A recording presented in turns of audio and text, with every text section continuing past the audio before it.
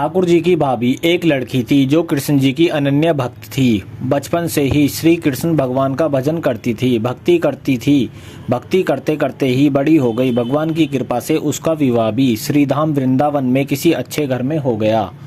विवाह होकर पहली बार वृंदावन गई, पर नई दुल्हन होने से कहीं जा न सकी और मायके चली गई। फिर वो दिन भी आ गया जब उसका पति उसे लेने उसके मायके आया।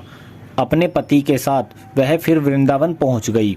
पहुंचते पहुंचते उसे शाम हो गई। पति वृंदावन में यमुना किनारे रुककर कहने लगा, देखो शाम का समय है, मैं यमुना जी में स्नान करके अभी आता हूँ। तुम इस पेड़ के नीचे बैठ जाओ और सामान की देखरेख करना।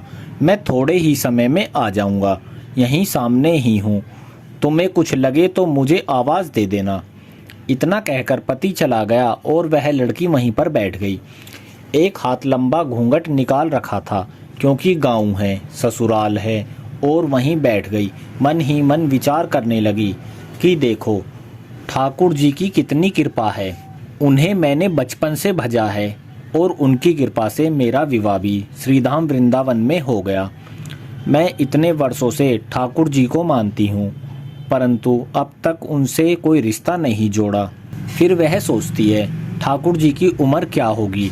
लगभग 16 वर्ष के होंगे। मेरे पति 20 वर्ष के हैं, तो इनसे तो छोटे हैं, इसलिए मेरे पति के छोटे भाई की तरह हुए और मेरी देवर की तरह। तो आज से ठाकुर जी मेरे देवर हुए। अब तो ठाकुर जी से नया संबंध जोड़कर वह बड़ी प्रसन्न हुई और मन ही मन ठाकुर जी को कहने लगी, देखो ठाकुर जी, आज से मैं तुम्हारी भाभी और तुम मेरे देवर हो गए हो।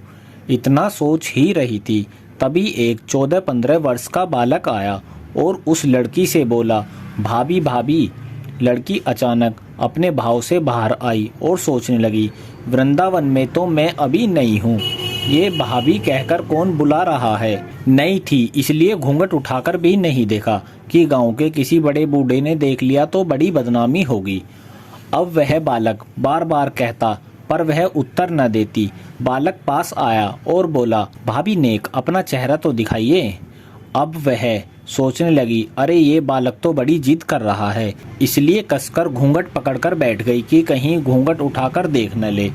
लेकिन उस बालक ने जबरदस्ती घूंघट उठाकर चेहरा देखा और भाग गया। थोड़ी देर में उसका पति आ गया। उसने सारी बात अपने पति से कही। पति ने कहा, तुमने मुझे आवाज क्यों नहीं दी? लड़की बोली, वह बालक तो इतने में ही भाग गया था। पति बोला, चिंता मत करो, वृंदावन बहुत बड़ा थोड़ी है। कभी किसी गली में खेलता हुआ मिल गया तो हड्डी पसली एक कर दूंगा, फिर कभी ऐसा नहीं कर सकेगा। तुम्हें जहाँ भी दिखे मुझे जरूर बताना। फिर दोनों घर गए। कुछ दिन बाद उसकी सास ने अपने बेटे से कहा, बेटा तेरा विवाह हो गया है, बहू मायके से भी आ गई है, पर तुम अभी तक बांके बिहारी जी के दर्शन के लिए नहीं गए। कल जाकर बहू को दर्शन कराकर लाना। अब अगले दिन दोनों पति पत्नी ठाकुर जी के दर्शन के लिए मंदिर जाते हैं। मंदिर में बहुत भीड़ थी। लड़का कहने लगा, देखो तुम स्त्रियों के साथ आगे जाकर दर्शन करो, मैं भी आता हूँ। अब वह आगे लग गई, पर घूंघट नहीं उठाती। उसे डर था, कोई बड़ा बुढ़ा देखेगा तो क्या कहेगा, नई नई बहू घूंघट के बिना घूम रही है। बहुत देर हो गई। पीछे से पति ने आकर कहा, अरे बाबली, बिहारी जी सामने है, घूंघट काहे नाए खोले? घूंघट नाए खोलेगी तो दर्शन कैसे करेगी? अब उसने अपना घूंघट उठाया और जो बांके बिहारी जी की ओर देखा तो बांके बिहारी जी की जगह वही बालक मुस्कुराता हुआ दिखा। उसे देखकर एकदम से चिल्लाने लगी, सुनिए, जल्दी आओ जल्दी आओ। पति पीछे से भागा भागा आया और बोला, क्या हुआ? लड़की बोली, उस दिन जो मुझे भाभी भाभी कहकर भागा था वह बालक मिल गया। पति ने कहा, कहाँ है? अभी उसे देखता हूँ।